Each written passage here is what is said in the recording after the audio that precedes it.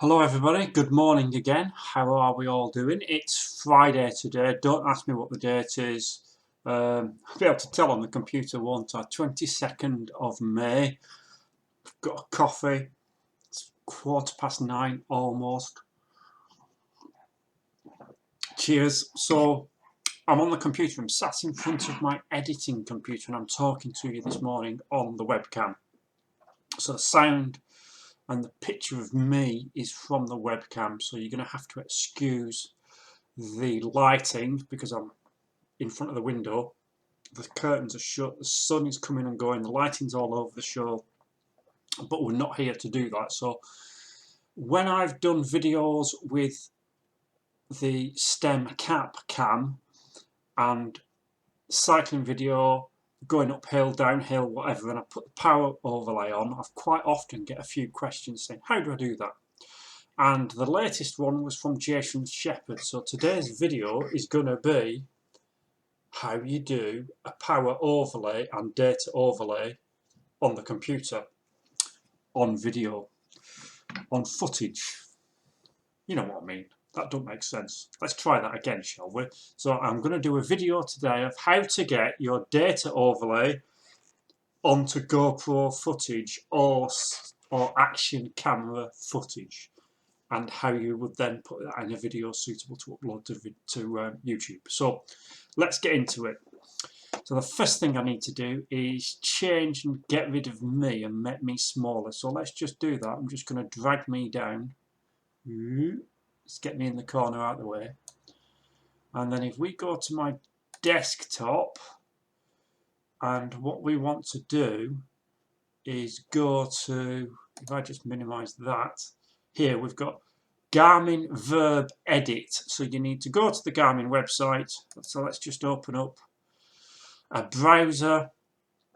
So in your search bar, Garmin, Garmin VirB Edit, download.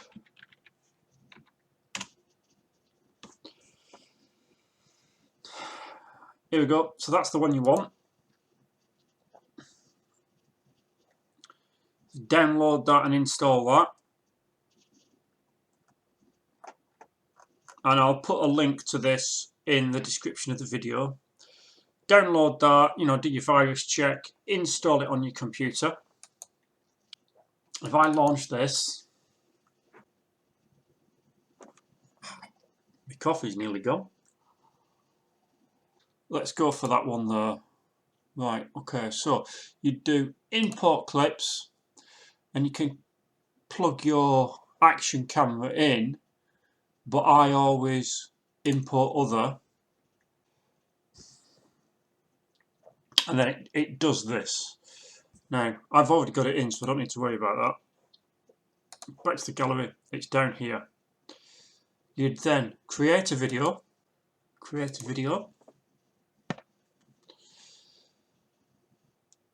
We can then drag that clip that I've just put in into this timeline, and then we've got in here that footage.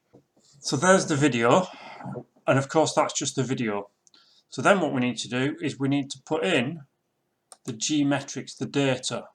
So the first thing we want is the data, and we can import the data. So you can either get this downloaded from your head unit. Now if I go back to this again, if I just pull me back up again, webcam, here we go. So from your Garmin, you can plug your Garmin in, you can plug your Wahoo in, or whatever other computer you're using. You need power. If you're going to use power, you need your heart rate, you need your speed, you need all those sorts of things, your cadence sensors, what else? But the main thing is you need that GPX file of where you've been, the satellite tracking, because the VirB software uses that to be able to sync and line up the information. So you can either download it from wherever you've uploaded it onto the web, into the software, or you can put it in the computer, plug it into the computer directly and just drop it on your desktop so you know where it is. That's what I do. So that particular one, was it this one? Yeah, so there it is. So you can see these are all other ones that I've had in the past. So you select either on the computer and you'd find it and drop it in. You can browse to your desktop, you can plug the device in, or you can use your previously imported ones, which is what I'm doing, which is that one.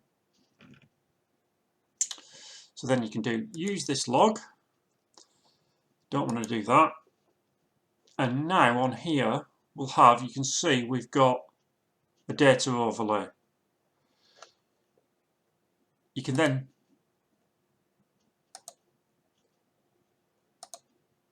I just use the templates. So I've got a few templates set up. You can play with these to put different things in. So you can see now I've got, on this one, I've got a track in the top right hand corner up here.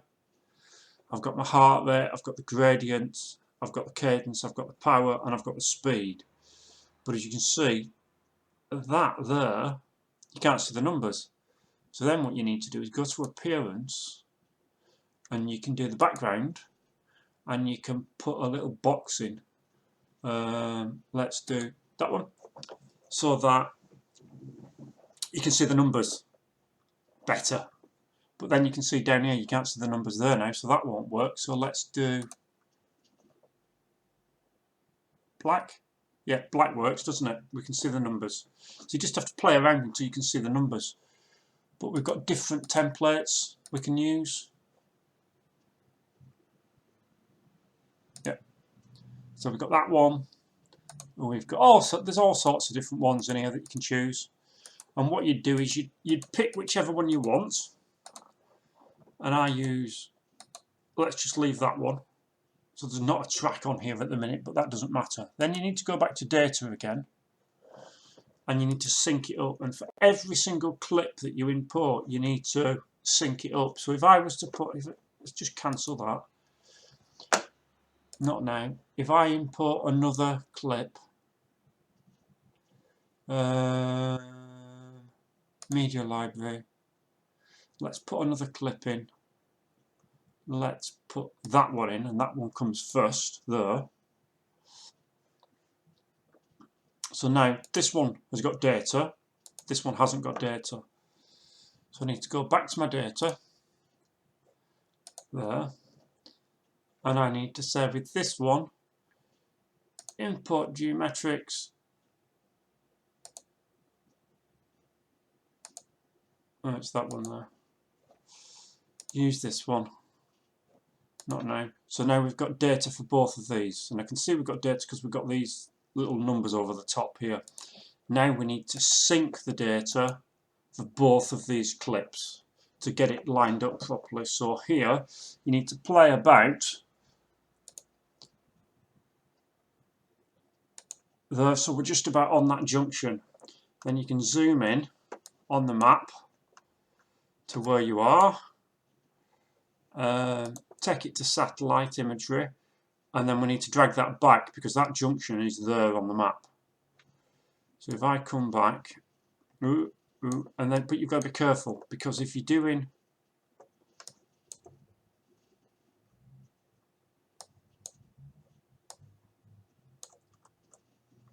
multiple passes of the same loop, which I was, you then need to play it and make sure you're going in the right direction. So you can see here on the left in the video footage, I'm going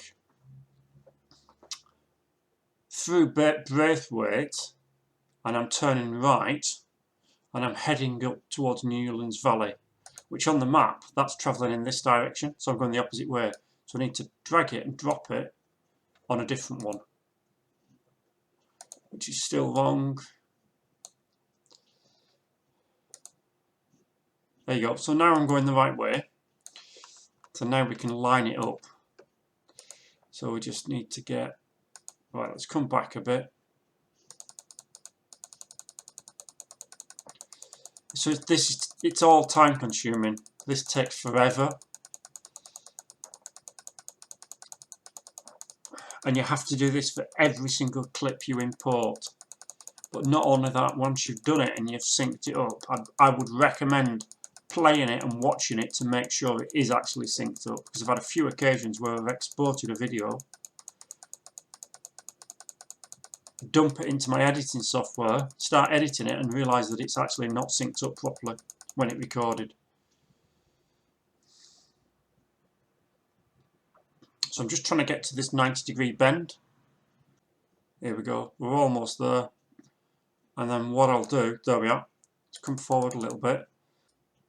I want it there, but we want it to sync up. That's it, there we go, so that'll do. So then you do done for that one, and then you have to do the same for this one. Now assume at this point that I've already done that. You then go back to your editing. You can then clip wherever you want. So for instance, that bit, we can delete that right hand bit. Here we could delete the left hand bit.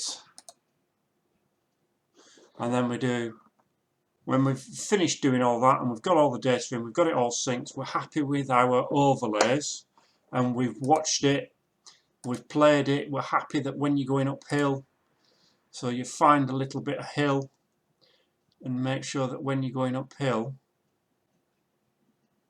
yeah, that's about right, it's going uphill there. So pause, then you'd press export, and you don't want any branding because otherwise it puts stuff over your video. You just want it blank. You want it in the maximum quality that you can cope with on your system and that you upload with. I just use 1080. I just use 30 frames per second. Maximum quality. Know where you're exporting it to. Press export. So then we'd do that and it'd go on. Oh, what happened there?